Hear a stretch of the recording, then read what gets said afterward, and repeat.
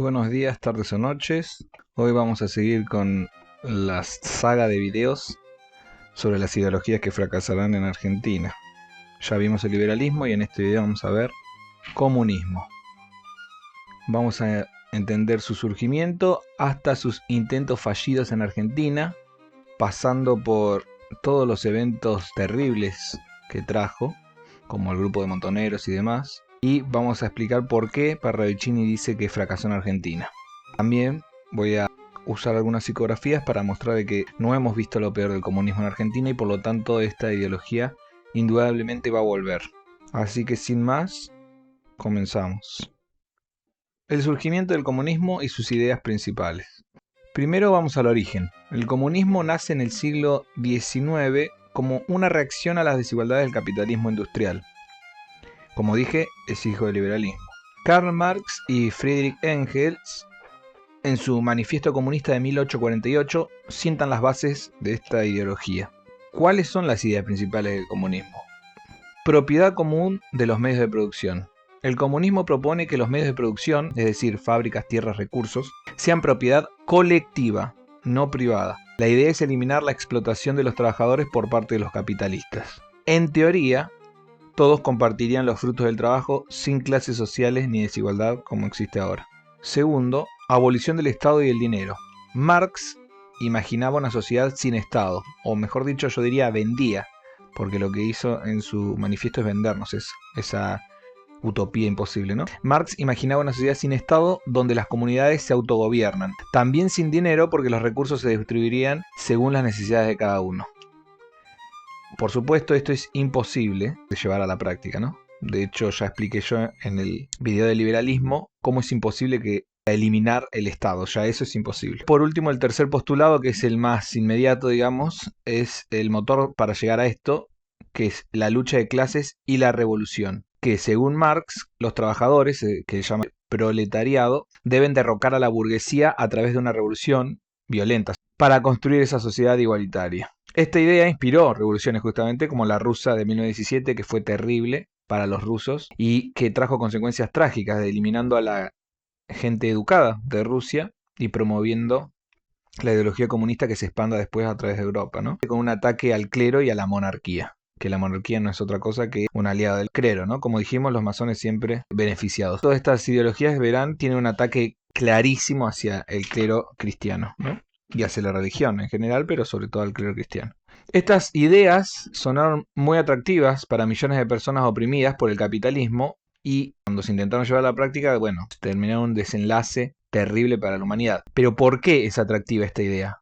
Por dos razones. Primero, porque promete algo, digamos, hermoso. Y segundo, porque se basa en algo que ya existió y que fue mejor, que eso lo voy a explicar después. Porque, bueno, justamente como ustedes saben, el mal no puede inventar nada nuevo, como dice Tolkien, sino que imita. El comunismo en la práctica y los fracasos. El comunismo en la práctica chocó con problemas estructurales y voy a analizar los principales fracasos, basándonos por supuesto en hechos históricos, ¿no? Primero, ¿en qué desemboca el comunismo siempre cuando se lleva a la práctica? En centralización del poder y autoritarismo. En lugar de abolir el Estado, los regímenes comunistas como la Unión Soviética de Lenin y Stalin crearon estados autoritarios. La Checa, la policía secreta soviética, etc., torturaba y ejecutaba sin control judicial y asesinó millones de personas. Es decir, en vez de libertad o igualdad, instaura terror.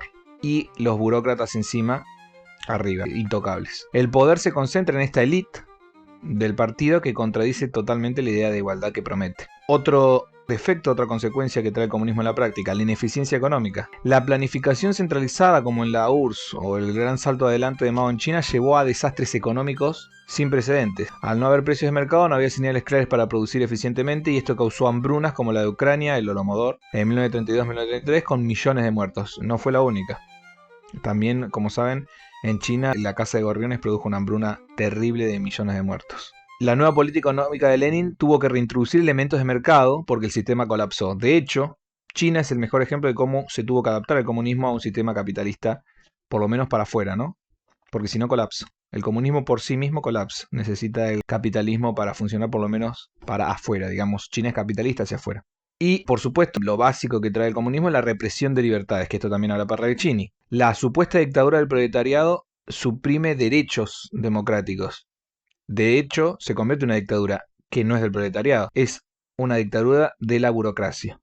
Los burócratas se vuelven los dictadores. En la URSS, el estalinismo persiguió a disidentes, intelectuales y hasta a propios comunistas como Trotsky. De hecho, a Trotsky lo matan. El libro negro del comunismo estima que los regímenes comunistas causaron 100 millones de muertos en la humanidad por represión, mala planificación y demás. 100 millones de humanos muertos provocó el comunismo. La ideología de la igualdad. Se crea una burocracia, como verán, privilegiada y asesina. No solo vive mejor que el resto, sino que elimina a cualquiera que piense diferente, cualquier disidente. Por eso siempre atacan primero a los intelectuales, porque son los más difíciles de convencer, tienen capacidad intelectual, valga la redundancia, para demostrar la mentira. Pero la gente no intelectual acepta más fácilmente cualquier ideología. Fíjense, no voy a hablar yo porque es terrible lo que sucedió con el comunismo en Camboya. Es tan terrible que no lo voy a usar en este video, pero invito a que ustedes los busquen aparte, ¿no? Camboya comunismo, pongan en Google o en la IA. Como ven, estos fracasos no son errores solamente de implementación. La centralización extrema, la falta de incentivos económicos, la represión muestran que las ideas comunistas chocan con la realidad humana y que quien lo aplica, el que está en el poder me refiero, sabe que es así, porque vive en lujos y no vive en igualdad, que es la burocracia comunista, ¿no? El partido, como le llaman. Eso significa que es todo un engaño premeditado, casi como el manual de la dictadura. Por supuesto, no estoy diciendo que todas las dictaduras son comunistas, ni mucho menos. Ya después vamos a hablar de eso. Pero sí les puedo asegurar que el comunismo es un manual para implementar una dictadura casi perfecta, en el sentido de que cuando se implementa, ya la población no tiene salvación. La única salvación puede llegar a través del colapso económico que siempre es foráneo, ¿no? En el sentido de que el país decrece tanto que destruye la economía, como la caída de la URSS, como la caída de todo régimen comunista. Casi nunca fueron desde adentro, sino que fueron porque la economía colapsó de tal manera. Eso es lo que le hace tan peligroso al comunismo. La gente de a pie, digamos los comunes, ya casi se quedan sin fuerzas para defenderse. Fíjense, como repito, que no lo voy a publicar yo aquí, Camboya, el caso de Camboya, y vean lo que fue ese comunismo. Vamos al comunismo entonces en Argentina, que es lo que nos llamó a este video. Como pasó en el mundo, el comunismo llega después del liberalismo. Como le digo, el comunismo no puede surgir en un lugar donde no hay liberalismo antes. Siempre surge generalmente, donde hay ideas liberales antes, porque el liberalismo es la cuna de todas las ideas profanas, vamos a decirlo de alguna manera, ¿no? No es el liberalismo en sí mismo el que atenta contra la vida humana, pero es el caldo de cultivo para que estas ideas surjan. El comunismo llegó a Argentina a principios del siglo XX, inspirado por la Revolución Rusa. En Argentina, el Partido Comunista Argentino surgió en 1918, el 6 de enero de 1918 como Partido Socialista Internacional, tras una ruptura con el Partido Socialista que era reformista y apoyaba la democracia. Es decir, había un comunismo, digamos, a favor de la democracia y otro que no. El PCA se alineó con la Revolución Rusa y la Tercera Internacional, la Comintern. Liderados por figuras como Victorio Codovila, el PCA buscaba una revolución proletaria, típica del comunismo, pero tuvo dificultades para conectar con el movimiento obrero argentino, dominado por el socialismo y más tarde el peronismo. En Argentina nunca pudo penetrar el comunismo puro, digamos, porque el argentino, como dice Parravicini, tiene una ideología distinta, ¿no? En los años 20 el PCA sufrió varias escisiones como la de los frentistas de 1923 y enfrentó represión estatal. En 1936 se promulgó una ley para reprimir actividades comunistas limitando su influencia. A pesar de esto, en los años 30 el PCA adoptó la estrategia de frentes populares, buscando alianzas con socialistas y otros grupos de izquierda, pero no logró un impacto masivo. Ya en 1945 y 1955 empieza la tensión con Perón. La llegada del peronismo en 1945 marcó un punto de inflexión. El PCA vio a Perón como un líder fascista directamente y se opuso a él, mientras Perón fortalecía su relación con los trabajadores, desplazando al comunismo en el movimiento obrero. El gobierno peronista reprimió al PCA, clausuró sus locales, confiscó bienes y fomentó sindicatos paralelos para debilitar a los comunistas. En 1955 el PCA condenó el golpe contra Perón, pero no por apoyo a él, sino por temor a un régimen pro-estadounidense. Y después pasamos a la peor época de Argentina, después de lo que le iba contando, que es el Montoneros y el terrorismo en democracia. Montoneros, aunque no era un grupo comunista puro, surge como un ala de izquierda, o sea, marxista directamente, y guevarista del peronismo. Especialmente tras fusionarse en 1973 con las Fuerzas Armadas Revolucionarias, la FARC, y que sí provenían del PCA y la Federación Juvenil Comunista, estas, ¿no? Por lo tanto, la unión con el comunismo es clara. Montoneros era un grupo peronista de izquierda que buscaba un socialismo nacional cristiano. Fíjese la contradicción, un partido de izquierda que no cree en la religión buscando un socialismo nacional cristiano, inspirado por la Revolución Cubana, el guevarismo y la teología de la liberación. Y ahí empiezan los atentados en democracia en 1970. Montonero, en realidad en 1969. Montonero realizó numerosos atentados. El primero, si no tengo entendido, en la Argentina fue en 1969. Los más famosos casos de atentados, por ejemplo, es el 29 de mayo de 1970, plena democracia. Montonero secuestra a Aramburu, lo sometió a un juicio revolucionario y lo ejecutó. Lo acusaron de traidor por el golpe de 1955 contra Perón y la desaparición del cuerpo de Eva Perón. Lo mataron ahí, en realidad sin posibilidad de defensa ni nada. Este acto en plena democracia marca el inicio de una escalada de violencia encima en Argentina. Una escalada de violencia que en moderna no hubo nunca en Argentina tantas muertes que provocó esto. Como verán, en democracia Montoneros comienza la violencia. Entre 1970 y 1973 Montoneros realizó decenas de operativos. Asaltos a bancos, comisarías y empresas para obtener armas y fondos. Así mató un montón de tanto militares como civiles y hasta niños, ¿no? Víctimas indirectas de sus atentados. Por ejemplo, en 1971 tomaron la ciudad de San Jerónimo del Norte asaltando un banco y una comisaría. Estos actos, aunque rápidos, generaron miedos y polarización en la sociedad que ya se veía desesperada, ¿no? Porque la sociedad no se puede defender de terroristas, justamente para eso existe el Estado. Uno de los casos más importantes, que es el asesinato de José Ignacio Rucci, ¿no? El 25 de septiembre de 1973, tras la victoria electoral del peronismo, o sea, ni siquiera aceptan la democracia, Montoneros fue acusado de asesinar a Rucci, líder sindical peronista. Esto tensó su relación con Perón y aisló al grupo. Recuerden lo de Perón los echa de la plaza, ¿no? Esa frase es porque Perón literalmente los echó de la plaza. Montoneros justificaba sus acciones como propaganda armada por movilizar al pueblo, es decir, ellos creían que el comunismo se podía imponer a costa de matar inocentes. Pero sus atentados generaron, obviamente, rechazo. La violencia indiscriminada y los asesinatos fortalecieron la narrativa de la derecha y justificaron la represión. Recuerden que esto justifica incluso después la dictadura directamente, ¿no? Tras la muerte de Perón en 1974, Montonero se radicalizó aún más, fue declarado subversivo por Isabel Perón en 1975 y enfrentó una brutal represión bajo la AAA. Después ya saben que el peronismo firma el decreto de aniquilamiento y se establece en 1976 la dictadura. Pero que quede claro que los atentados empiezan en democracia, no con la dictadura. La dictadura es una respuesta, de hecho, a estos atentados imparables del comunismo. Como verán, el comunismo siempre es muerte y violencia y te vende igualdad y libertad, algo que nunca logra. Por lo tanto, acá podemos anotar los fracasos del comunismo en Argentina. Falta de apoyo popular. Nunca logró un apoyo masivo en Argentina el comunismo, porque el peronismo logró robar, digamos, la conexión con los trabajadores. Y los intentos revolucionarios violentos aún más alienaron a la población en contra. En los 70 la clase trabajadora prefirió el peronismo o la socialdemocracia que el comunismo. El PCA, como dijimos, se alineó ciegamente con la URSS, algo que tampoco la gente no pudo conectar porque era algo muy foráneo, muy cipayo también, y nunca pudo adaptarse a la política local, donde el peronismo dominaba el discurso de justicia social. Dejaron un legado de violencia, como Montoneros, entre otros grupos, que contribuyeron justamente a esta espiral que justificó luego la posterior represión. Justificó para la sociedad, no digo que esté justificada, ¿no? Es decir, la sociedad esa represión la tolera en el sentido de que dice, bueno, algo habrán hecho, como es la frase, ¿no? Si no estás en nada raro, no te pasa nada. Esas frases que suenan tan terribles se justifican porque la gente estaba no solo harta, sino con miedo de que sea asesinada por una bomba de montonera. Y esto causó, como ya saben, miles de desaparecidos, etc. La dictadura. El terrorismo Montoneros no logró ninguna revolución. Debilitó la democracia y dio pie a que surja la dictadura militar. Esto es la conclusión de cómo el comunismo fracasó en Argentina. Pero el comunismo en teoría promete igualdad y justicia, pero en Argentina como en otros lugares mostró una incapacidad total de adaptación, tendencia al autoritarismo y violencia, que termina en muertes humanas. Los atentados de Montoneros no trajeron revolución, trajeron dolor al argentino, y el comunismo, aunque hoy suene como un eco del pasado, según Parravicini, va a volver, quizás de manera democrática. ¿Por qué creo que en Argentina el comunismo va a venir? Hay una psicografía muy importante que dice: la Argentina debe ya prepararse a sufrir. Tendrán unos mandones que la reducirán a un comunismo de corte fascista. La muerte correrá por sus calles y caminos.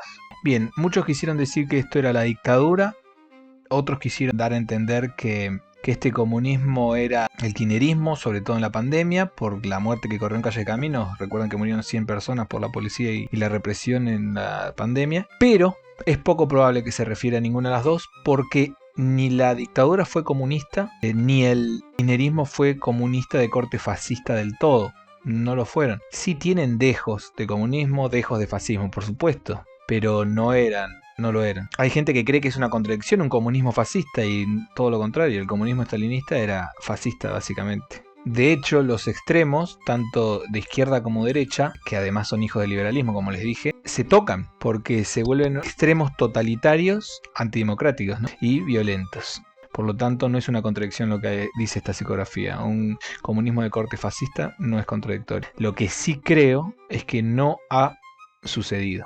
Y que por lo tanto en Argentina falta eso. Quiere decir que el gobierno actual, que no es comunista en absoluto, va a fracasar. Por alguna razón. No hemos vivido el comunismo de corte fascista. Por supuesto, eso va a terminar mal. Porque el comunismo es malo y porque, bueno, después lo veremos, la ideología nueva que surgirá es una combinación entre un comunismo y un cristianismo. Pero no es el comunismo que se conoce, ni es el cristianismo que se conoce. Esto va a llevar entonces, como verán, mucho tiempo, dado que hoy en día vivimos un ataque totalmente anticristiano, en particular anticatólico, y por lo tanto imagínense todo lo que tiene que pasar en Argentina para que la gente reaccione a eso, para que la gente sufra, acepte, mejor dicho, sufrir de nuevo la izquierda y que se convierta encima en un comunismo violento, y para que después tengamos la revolución, ¿no?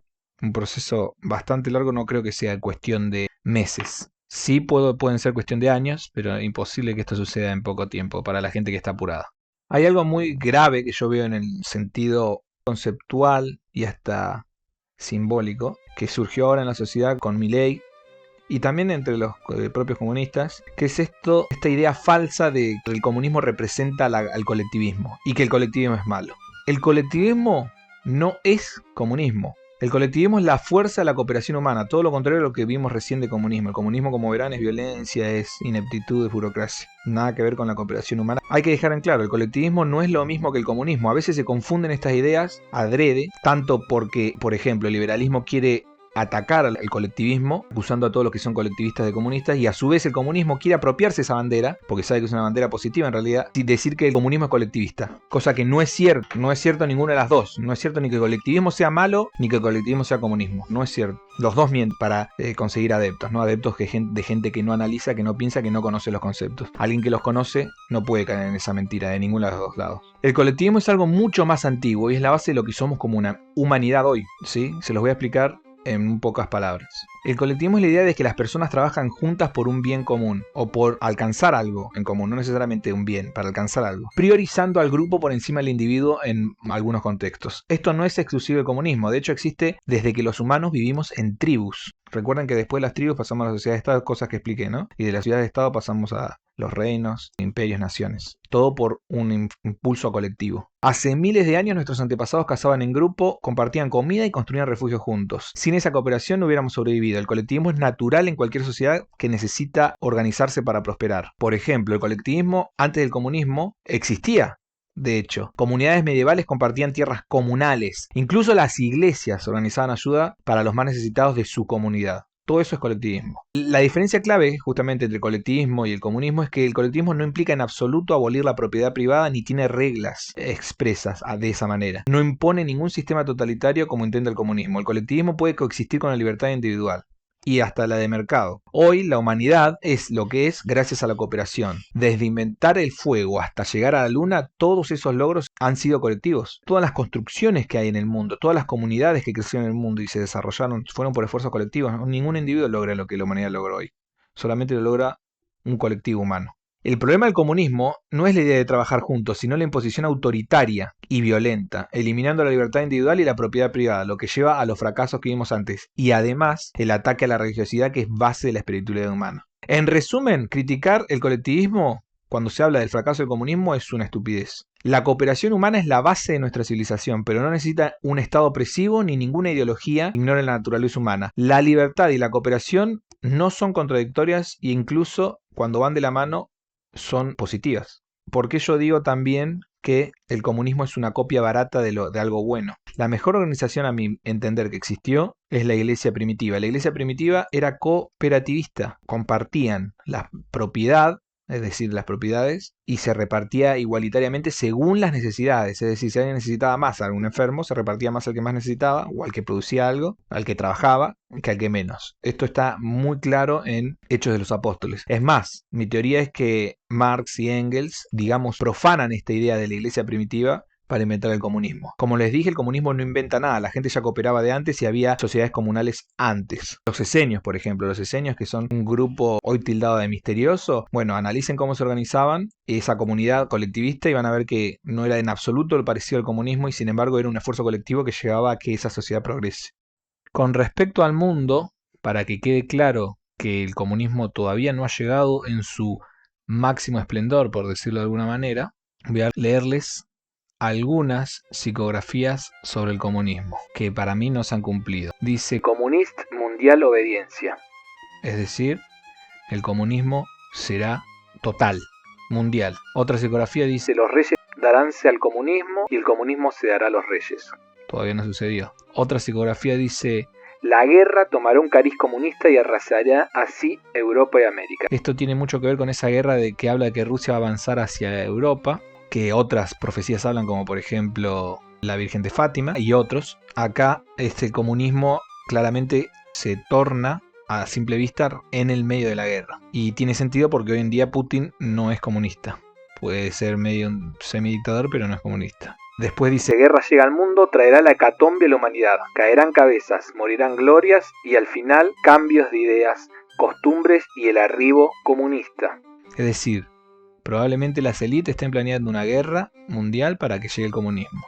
Otra psicografía dice: ya llegan los amarillos comunistas. Esa puede decir que se ha cumplido, aunque todavía no llegaron como, digamos, a la gloria total, ¿no? Al máximo poder de ellos. Y después dice: el hombre masa traerá la masa y hablará de modalidades nuevas. Este hombre masa del que habla es un muñequito sin cerebro que porta una hoz y un martillo. Entonces, esto no ha sucedido. El comunismo surgió en el mundo, pero nunca ha tenido éxito. Estas son psicografías que no se han cumplido. Por lo tanto, pronto veremos un auge del comunismo cuando la derecha caiga en el mundo. Este auge, al parecer, se va a empezar dando en un periodo de entreguerras o guerras.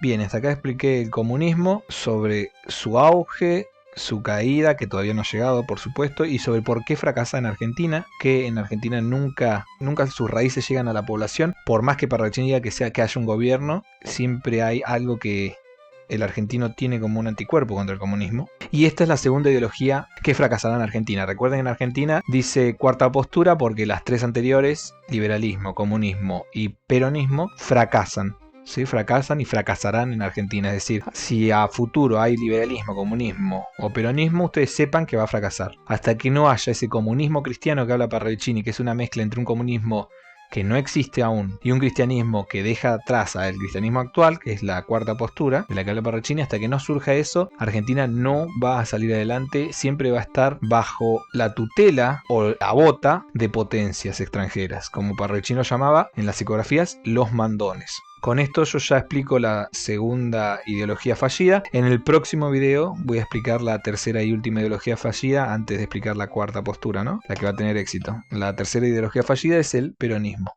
Y para terminar, una psicografía que nos explica que saldremos airosos igual de esta plaga que es el comunismo, y que dice: Argentina no será comunistada. Lo fue sin ser ni saberlo, siendo no tendrá cabida. Porque todo lo tiene, porque tiene amor.